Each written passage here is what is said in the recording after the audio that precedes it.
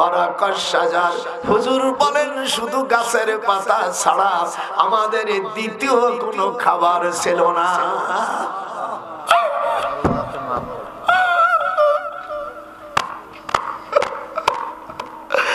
বাইদি ভাই জেলখানার ভিতরের দালাল নাম রুজ্জা ইবনে আবি তুফাইল। হাদিস শরীফের মধ্যে আসে রুজ্জা বিন আবু তুফাইল খবর দিল হালিমাতুস সাদিয়াকে, আর সালি হালিমাতুস সাদিয়ার ছোট বোনের ছেলের নাম জহির ইবনে মুহিত। জহির ইবনে মুহিত আবু জেহেলের ছোট বোন লুলিয়াকে বিয়ে করে। আমাকে দেশের মৌলবীরা না জানিয়ে শুনে মিথ্যা কথা কয়, রাসূল আবু জেহেল রাসূলের চাচা। হায় রে মূর্খ মৌলবী, তোকে কোন বেয়াদব শিখাইছে? আবু জেহেলের রাসূলের চাচা মাসা কিচ্ছু না। আবু জেহেলের জন্ম হলো রুশতারা ইয়াকুবপুর, উত্তরে আমিন তুষখাল গ্রাম। আমি সেখানে গিয়েছি, ওর বাড়ি সেখানে। সেখানে পায়খানা করে পেয়েছি, রাত্রি পায়খানা করছে।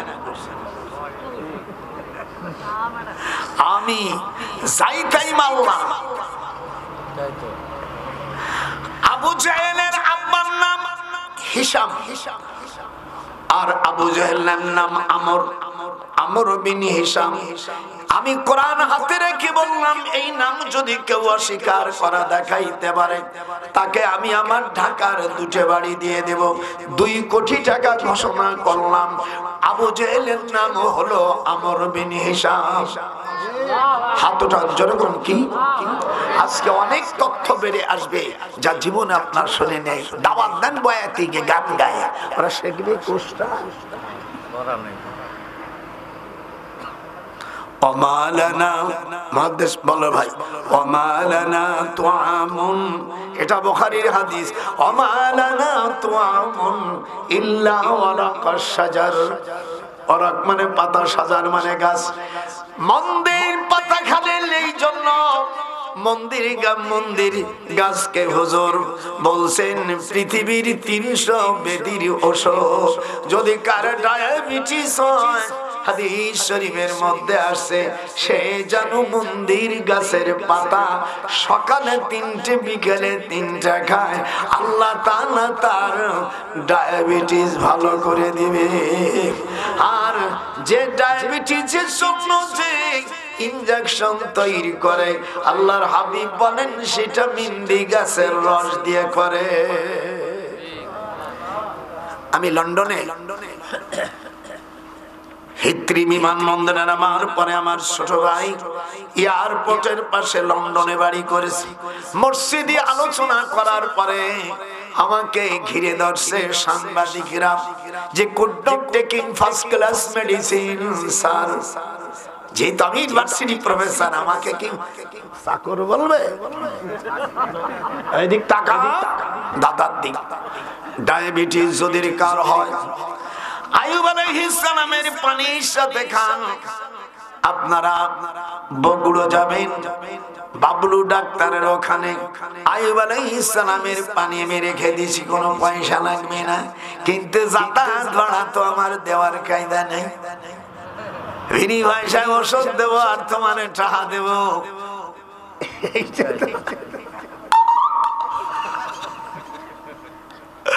আল্লাহু আকবার। হুজুর আমি এই যে কোরআন শরীফ বললাম ভাইজান, আমি যদি ওই সময় থাকতাম মুক্তিযুদ্ধের যে টেকনিক হতো, আমি আবু জেহেলের টুকরো টুকরো কাটিয়ে আমি কুকুর রে খাওয়াই দিতাম। তোরা আমার সাথে থাকতি না? হাত ওঠা, হাত ওঠা। যারা থাকবে না মনে করি ওরা সব আবু জেহেলের লোক। হাত ওঠা। নারায়ে তাকবীর, নারায়ে তাকবীর। আল্লাহ আমরা আমি 1971 সালে 9ম সেক্টরের একজন বীর মুক্তিযোদ্ধা ছিলাম। আল্লাহ যদি আমাকে 71 সালে আবু জেহেলকে পাতাম, কোরআন আমার হাতে, ওরে টুকরো টুকরো করে আমি কুকুরকে খাওয়াই দিতাম। আর ওর যারা সাপোর্টার ওই একই অবস্থান। বিরাট যখন মারতাম কাউরে দেখতাম না। আমি অত্যন্ত রাগী মানুষ, আমার রসুলের দুশ্মনকে আমি দেখতে চাই না। মালা তারাউনা ইন্নী আখাফুল্লাহ আল্লাহু শাদীদুল ইকাব।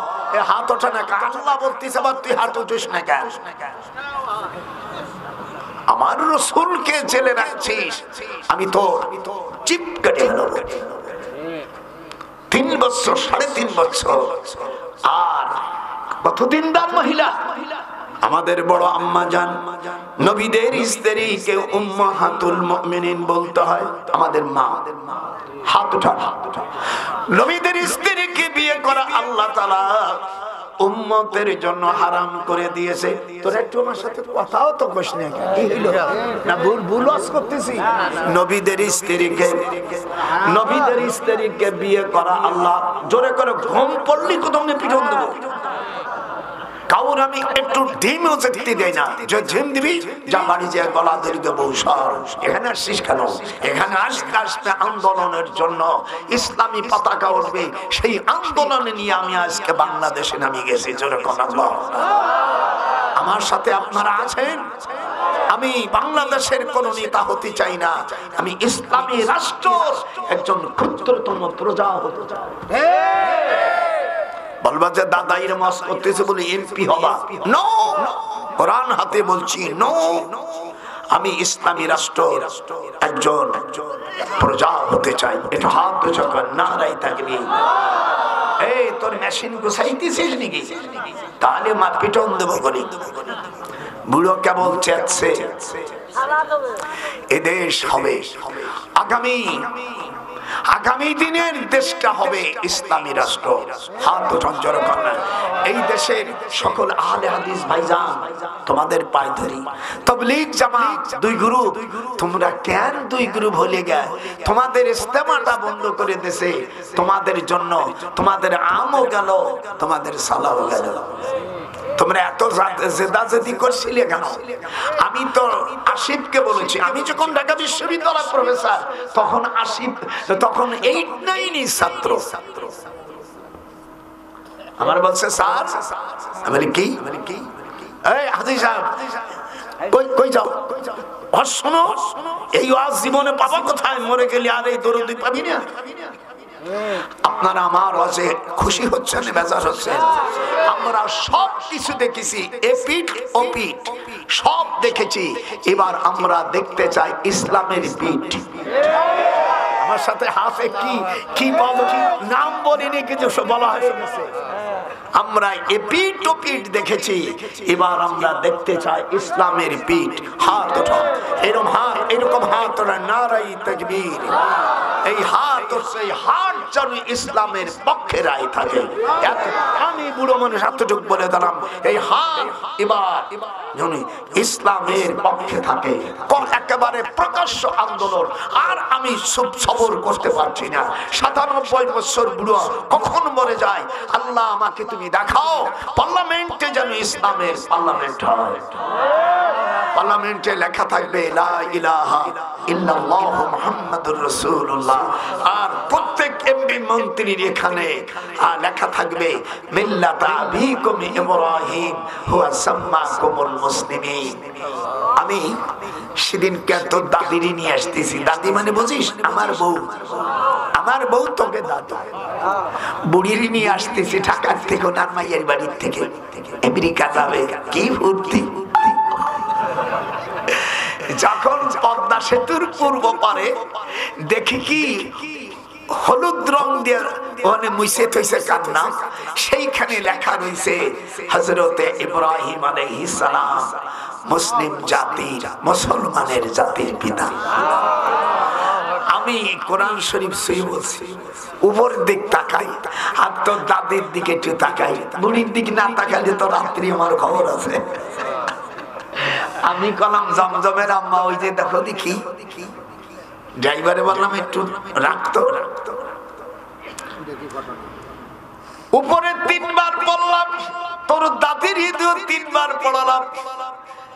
মনটা খুশি হইয়া আমার ওযু ছিল, ড্রাইভারকে বললাম এখানে একটু দাঁড়া, কিবলামুখী হই আমি 2 রাকাত শুকর গুজারি নামাজ পড়ি।